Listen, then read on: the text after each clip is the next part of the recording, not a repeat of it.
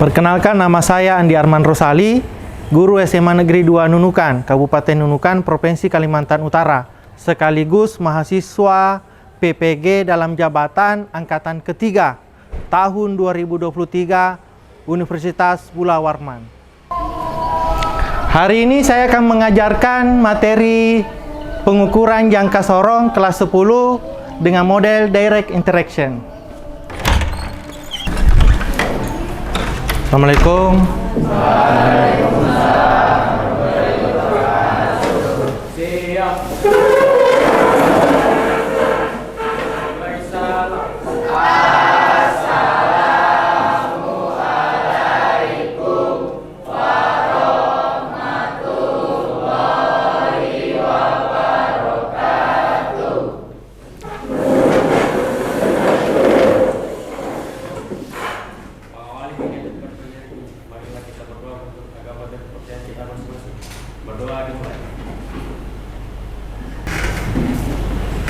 Doa selesai. Oke, terima kasih sudah datang hari ini.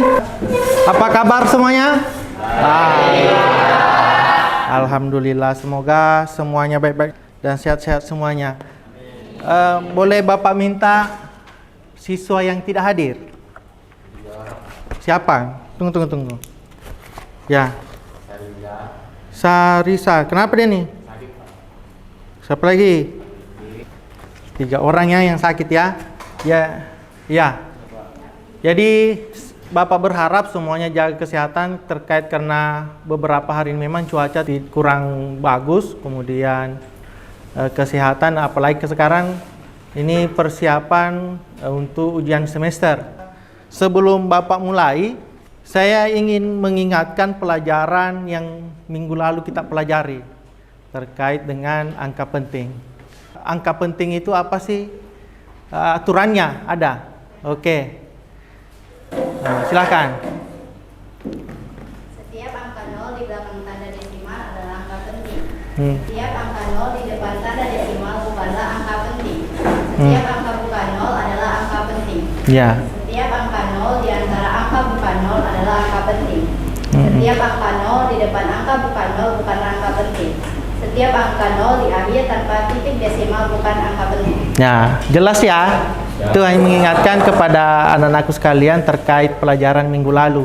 Nah, dalam pengukuran, jadi kita akan membahas nanti terkait pengukuran jangka sorong. Tapi sebelumnya itu, Bapak mau berikan informasi terkait pengukuran. Ada istilah yang seperti minggu lalu Bapak jelaskan, ada istilah taksiran dengan angka pasti. Ada yang bisa jelaskan? Oke, silahkan. Angka pasti adalah angka yang diperoleh dari skala alat ukur. Ya. Sedangkan angka taksiran adalah angka yang diperoleh dari satuan skala terkecil atau angka ketelitian alat ukur. Oke, terima kasih. Jadi terkait dengan materi hari ini, jadi dasarnya itu ada di angka penting, angka taksiran tadi, angka pasti itu akan saling berhubungan. Dalam fisika itu setiap materi itu semua saling berhubungan. Jadi kita tidak bisa, kalau sudah dipelajari ya dilupakan, disimpan catatannya, materinya kita tidak pelajari lagi. Tidak, dalam fisika itu saling berhubungan. Tapi sebelum saya jelaskan semuanya, jadi terkait dengan jangka sorong ini, materi jangka sorong ini, ada beberapa syarat atau kesepakatan yang perlu kita sepakati sebelum kita mulai. Yang pertama, handphone. Jadi handphone ini Anda tidak boleh menggunakan kecuali dipersilahkan. Kemudian fokus. Nah, fokus ini kalian tetap fokus pada apa yang di depan Anda, jangan berpikir yang di luar kelas. Ya, di kelas nanti ada tugas LKPD, kemudian praktik yang akan kita lakukan, tetap fokus pada kegiatan tersebut. Kerjasama, kolaborasi bersama temannya, diskusi. Kemudian ada beberapa tes yang akan kami berikan. Ada 4 tes nanti. Yang pertama itu tes diagnostik. Diagnostik ada 2, ada yang non kognitif dan ada yang kognitif. Sebelum kita lanjut ke materi pengukuran ini, siapkan HP kalian. Kita adakan tes diagnostik dulu.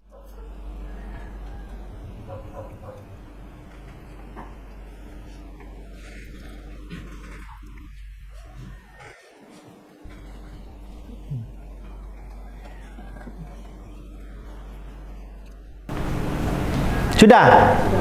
Nah, sekarang selanjutnya saya kasih tes diagnostik kognitifnya. Nah, sama nih, kurang lebih 3 menit juga. Bapak kasih waktu. Jawab yang sepengetahuan kalian aja ya. Ya. Sudah ya? Oh. Nah, tujuan pembelajaran untuk hari ini ada 5. Yang pertama itu Anda mampu mengklasifikasikan bagian-bagian jangka sorong. Nanti kita akan pelajari bagian-bagian jangka sorongnya beserta fungsinya masing-masing. Kemudian penggunaan jangka sorong. Disimpan dulu HP-nya ya. Nah, sekarang HP-nya tolong disimpan semua, jangan sebentar lagi kita gunakan HP-nya. Apa sih itu jangka sorong? Ya, bagaimana sejarahnya? Bagaimana jangka sorong alat ukur ini tercipta oleh para ilmuwan. Jadi yang menciptakan ini adalah Pierre Vernier dari Prancis, itu tahun 1631. Jadi alat ukur ini alat ukur panjang yang batas ukurnya ada yang sampai 10 sampai 15 cm dan ketelitian 0,1 mm atau 0,1 cm. Bagian-bagian jangka sorong. Kalian bisa lihat ada rahang bawah. Coba dilihat rahang bawah, rahang tetap bawah. Ada kemudian rahang atas. Itu rahang atasnya yang itu untuk mengukur diameter dalam. Rahang bawah diameter luar atau benda sekalian. Kemudian yang tungkai ukur itu untuk mengukur kedalaman. Bapak memperlihatkan sebuah video cara penggunaan dan membaca skala pada jangka sorong ini. Semua sudah seperti video yang lainnya. Di video ini kita akan membagikan tutorial bagaimana cara menggunakan. Saya ulang kembali videonya di sini. Tunggu. Di jangka sorong itu ada 2 satuannya, ada yang menggunakan milimeter, ada yang menggunakan sentimeter. Nah, kenapa kok 33 Pak di situ 3 saja? Nah, jangka sorong yang dilihat ini adalah jangka sorong yang menggunakan satuan sentimeter. Seharusnya saya hanya meluruskan aja ya. Jadi sama aja. Jadi di sini kok di situ 3 Pak, di sini 33. Dia harusnya di situ 3,3 cm. Kalau di jangka sorong, karena jangka sorong ini menggunakan satuan sentimeter, tapi dia menghitungnya menggunakan milimeter. Nah, ini untuk skala utamanya. Nah, untuk skala noniusnya itu menggunakan 0,052 cm. Ya. Nah, kalau dijumlahkan antara skala utama dengan skala nonius menjadi 3,3 ditambah 0,052 cuma cm. Ini hasilnya menjadi 3,352 cm. Tapi kalau dijadikan satuan milimeter baru sama 33,52 kalau ini milimeter. Nah, jadi ini adalah jangka sorongnya yang kalian lihat tadi di video maupun di layar. Ini apa namanya nih? Rahang bawah. Ini rahang. Nah, jadi untuk mengukur nih, ini adalah sebuah pipa paralon. Kita mengukur ketinggian pipa paralon.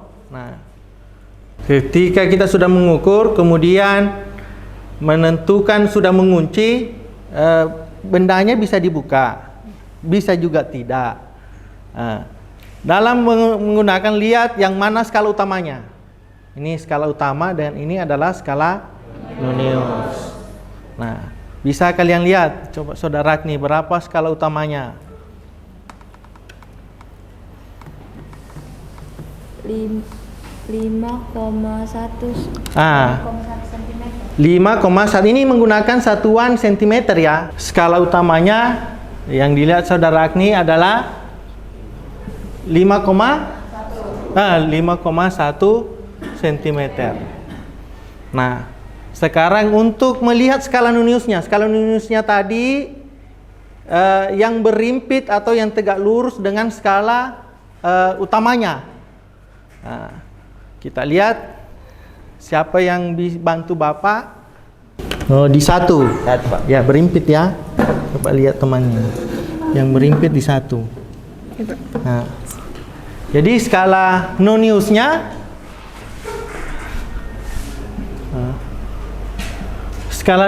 tadi berapa? 0,1 cm. Nah, kalau ini dijumlahkan menjadi 5,1 cm. Nah, kalau dijadikan milimeter 51. Ini adalah angka pentingnya. Tapi yang terakhir tadi, yang awal pembelajaran kita angka pasti pada saat pengukuran, yang angka taksiran. Ada yang bisa praktekkan lagi satu baru kita praktikum. Oke, ada. Bapak kasih benda yang lainnya. Ukur ketinggiannya. Nah.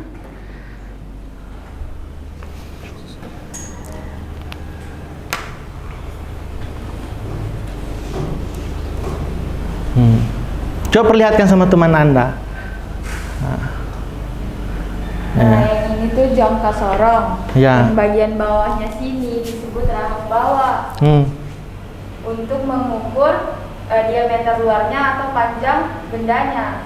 Terus kemudian di rahang atasnya itu untuk mengukur diameter dalam suatu benda. 8. Ya, 8. Jadi 0,8. Sorry, pas di angka 8 atau ada lagi skala depannya? Tidak ada. Oh, tidak ada. Berarti jumlah dari 3,18 cm. Oke, terima kasih. Jadi anak-anakku sekalian, nanti untuk penguatannya kita adakan praktikum. Praktikum ini kita akan ada 3 benda yang akan kita ukur. Yang pertama ini, tahu kan ini apa? Ini mainan kalian, kelereng. Kelereng atau bola ini kita ukur diameternya menggunakan jangka sorong. Kemudian ini adalah penghapus. Yang Anda ukur adalah panjang dan lebarnya. Nah, kemudian ini apa nih? Pipa paralon ini Anda ukur ketinggiannya dan diameter dalamnya. Jadi ada beberapa pengukuran dan Anda tuliskan berapa skala utamanya, skala noniusnya, kemudian hasil penjumlahan dari hasil ukurnya, maksudnya hasil penjumlahan antara skala utama dan skala nonius. Kemudian terakhir ada soal di LKPD nanti, tolong didiskusikan pembahasannya, ya. Oke, sekarang koordinator kelompok silahkan maju mengambil alat dan peralatannya.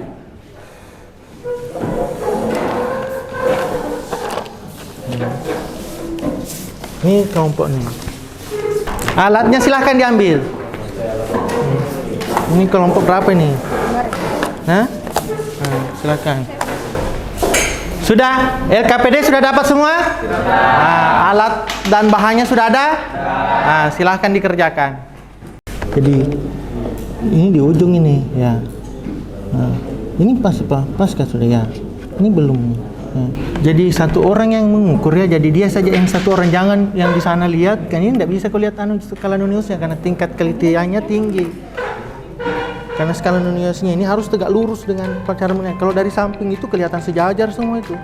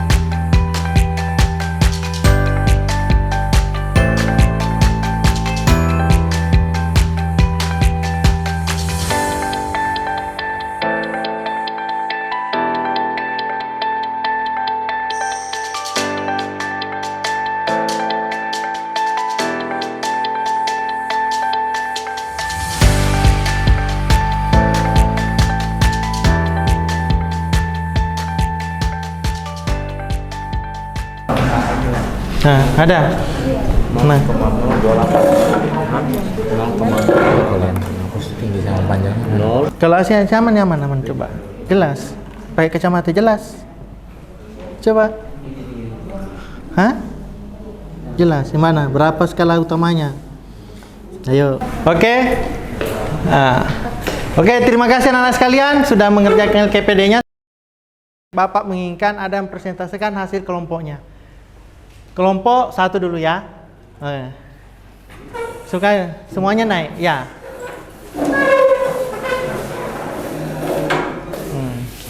Apa? Ayo. Kenalkan diri masing-masing. Silahkan. Siapa yang membacakan perwakilan? Oke. Assalamualaikum warahmatullahi wabarakatuh. Waalaikumsalam warahmatullahi wabarakatuh. Perkenalkan, kami dari kelompok 1 yang beranggotakan saya Leni Paskaryawan Manyu Huruf. Saya Muhammad Al-Fadil, saya dari Cando. Jadi kami di sini akan mempresentasikan hasil kerja kelompok kami yang akan diajarkan oleh saudara Diki. Ya. Jadi dari hasil presentasi kami untuk yang pertama Hasil pengukuran hasil pengukuran. Hasil pengukuran yang kami dapat. Ya. Pertama, bola berberan itu diameter bolanya. Skala utamanya berapa? Skala utamanya 1,5 cm. Ya. Untuk skala minusnya itu 0,05 cm diubah ke pengukuran milimeter menjadi 15,50 mm. 50. Oke. Jadi angka di belakang koma itu tidak disebut puluhan ya. Tidak disebut puluhan ya, karena dia berada di bawah angka 1. 50. Untuk skala minusnya 0,046 cm. Ya. Terus di tinggi penghapusnya skala utamanya 3,0 cm. Ya. Skala minusnya 0,064 cm diubah ke pengukuran milimeter 30,64 mm. Ya, untuk diskusinya soal tadi, diskusinya apa? Berapa didapatkan? Siapa yang mempresentasikan? Hasil diskusi kami mendapat skala utamanya 10 cm dan skala minusnya 0,02 cm. Oke, terima kasih.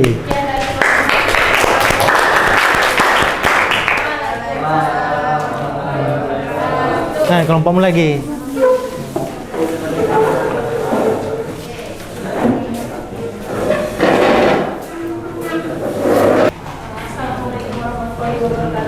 Waalaikumsalam warahmatullahi wabarakatuh. Kami dari kelompok 3 ini mempresentasikan hasil dari diskusi kelompok kami yang akan dijelaskan oleh Audina. Jadi setelah kami diskusikan tentang ukuran dari 3 benda yang telah diberikan menggunakan jangka sorong, benda yang pertama yaitu bola atau kelereng. Untuk diameter bolanya skala utamanya untuk pertama 1,5 cm, untuk skala minusnya ada 0,06 cm. Kemudian setelah kami jumlah hasilnya 1,56 cm. Lalu setelah kami ubah kembali menjadi milimeter, hasilnya 15,60 mm. Kemudian benda kedua yaitu penghapus mini. Untuk besaran yang diukur adalah pertama lebar, kami mendapatkan skala utamanya 1,4. Kemudian untuk skala minusnya adalah 0,09. Setelah kami jumlah hasilnya 1,49 cm. Kemudian setelah kami ubah menjadi milimeter, hasilnya 14,90 mm. Kemudian untuk besar yang diukur panjang pada penghapus mininya, kami mendapatkan skala utamanya adalah 3,1. Untuk skala minusnya 0,08. Kemudian setelah kami jumlah hasilnya mendapatkan 3,18 cm. Setelah kami jumlah hasilnya 10,02 cm. Oke, terima kasih. Silakan dulu. Wassalamualaikum warahmatullahi wabarakatuh. Waalaikumsalam warahmatullahi wabarakatuh. Nah, untuk presentasi 2 kelompok ya, karena waktu kita terbatas, cuma 2 kelompok aja. Sampai di sini ada yang mau ditanyakan? Sampai di sini, nggak ada. Silakan.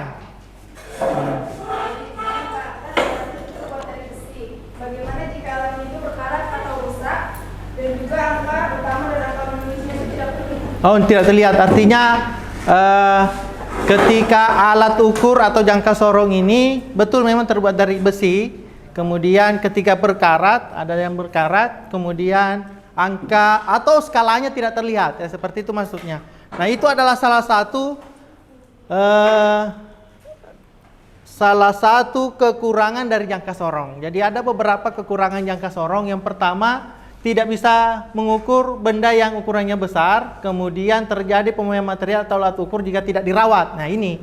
Jadi seorang saintis atau seorang ilmuwan, jadi yang memiliki alat ukur tersebut atau jangka sorong ini, setelah melakukan pemakaian, jadi harus dirawat. Pertama, gunakan tisu untuk melap. Jadi jangan sampai Anda pada saat melakukan pengukuran terkena keringat. Nah, keringat itu bisa menyebabkan Anda kalau tidak dibersihkan itu di alat ukur itu yang menyebabkan karat tadi itu yang dimaksud temannya.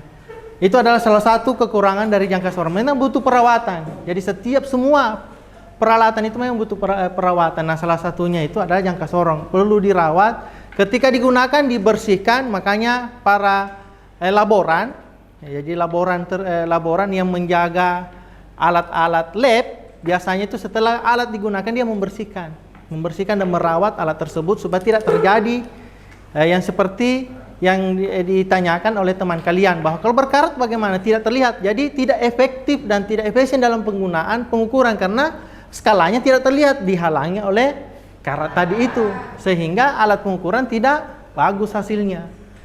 Tapi apa kelebihannya? Nih, ada kelebihan jangka sorong. Yang pertama, itu memiliki kecermatan bacaan 0,05 sampai 0,1 mm. Kemudian mengukur sisi luar dengan mudah. Bisa juga cara dijahit. Kemudian mengukur diameter sisi dalam, yang seperti Anda lakukan tadi pipa paralon. Kemudian mengukur kedalaman. Nah, ini yang kita belum praktekkan. Mengukur kedalaman sebuah benda. Kemudian harganya murah, terjangkau. Ada lagi? Tidak ada? Ada lagi pertanyaan? Oke. Jadi gini, Bapak mengharapkan nanti akan kami share linknya di WA untuk ujian formatifnya dikerjakan selama 7 menit. Karena waktu kita terbatas, saya minta 7 menit dikerjakan. Formatifnya 5 nomor. Itu berdasarkan tujuan pembelajaran tadi. Bentuknya pilihan ganda. Silahkan buka HP-nya masing-masing.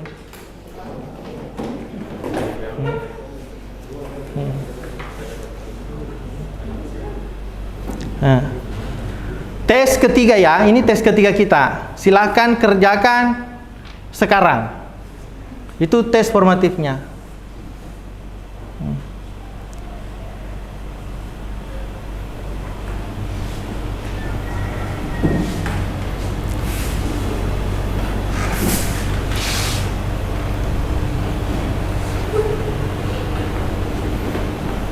Bisa 5 menit kali itu. Karena semua tes formatifnya sama dengan apa yang ahli kalian lama. Tapi soalnya berbeda ya.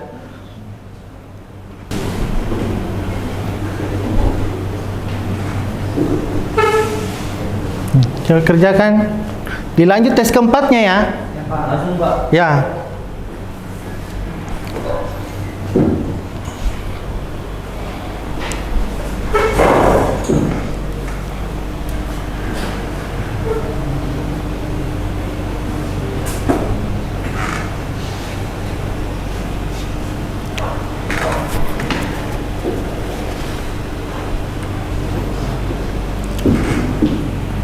Oke?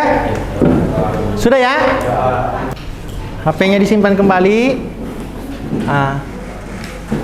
Sekarang tugasnya, bahan-bahannya, koordinator ketua kelompoknya kumpulkan di depan. Bahan, alatnya, sama LKPD-nya dikumpulkan. Satu orang aja ya. Ya.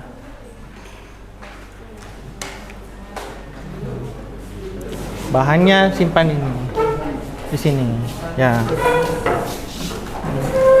Oke, soal formatif tadi yang terkait dengan cara Budi mengukur diameter kedalaman tabung reaksi. Apa jawaban kalian? B. Ngapa itu B? Budi meletakkan tabung di bagian kedua dan Bagas meletakkan tabung bagian ketiga. Nah, kalau yang nomor 2, suatu baut panjangnya diukur dengan menggunakan jangka sorong dengan skala utama cm. Tentukan hasil pertemuan hasil pengukuran di atas dalam satuan milimeter. Nah, yang mana? 11,7. Ayo. Siapa? 11. Siapa lagi yang lain? Nah, ayo. Skala utamanya berapa? Skala utama 1, skala neniusnya ada. Ayo. Ada 0, 0,0.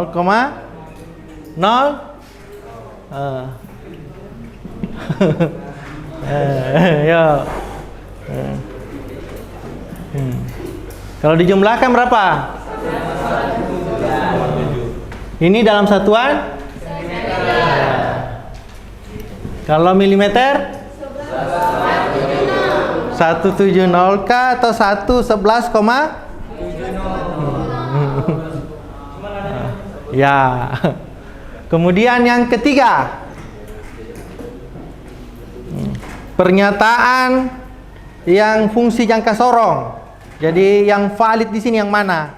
Mengukur kedalaman, mengukur kedalaman tabung reaksi 15 ml, kemudian mengukur yang berapa sih ketinggian tabung reaksi mililiter?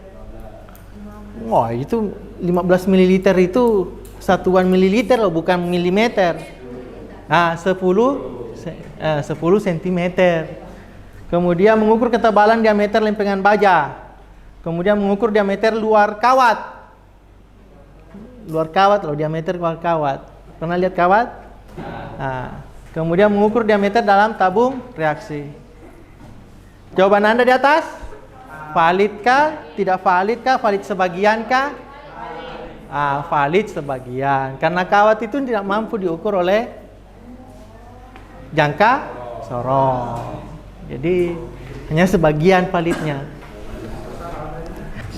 Nah, oke anak-anak sekalian. Jadi nanti saya periksa hasilnya, berapa hasilnya.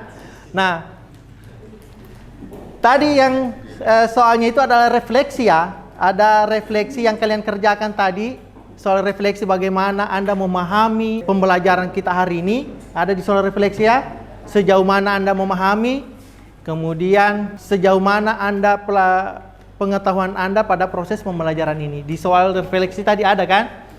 Nah, untuk minggu depan, jadi pertemuan berikutnya hari Selasa, kita mempelajari ini jangka sorong sekarang mikrometerskop. Nah, sekarang silahkan mencari informasi tentang mikrometerskop. Yang pertama, tulis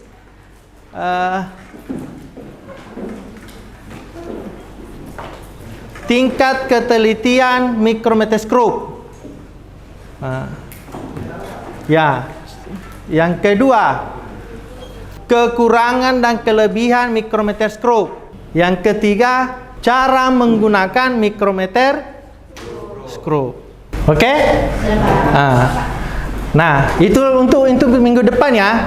Jadi harapan Bapak, kalau dalam pengukuran itu ada beberapa kesalahan yang dibuat oleh manusia. Cara mengukurnya, kemudian pada saat mengukur, melihat skalanya harus tegak lurus. Yang kita evaluasi tadi, kalau dari samping tadi itu hampir semua skala Nenius dan skala utamanya itu sama. Tidak semua alat kita sempurna dan tidak semua manusia sempurna dalam mengukur menggunakan alat tersebut. Terima kasih atas pertemuan kita pada hari ini. Bapak sangat bangga sama kalian telah mengikuti pembelajaran dengan baik, dengan ikhlas. Yang bagi yang tidak hadir tolong sampaikan pembelajaran pada hari ini. Sekian pada hari ini, kita ketemu minggu depan. Assalamualaikum warahmatullahi wabarakatuh. Sebelumnya silakan, siapa yang pimpin doanya? Silakan dipimpin doanya, doa penutup.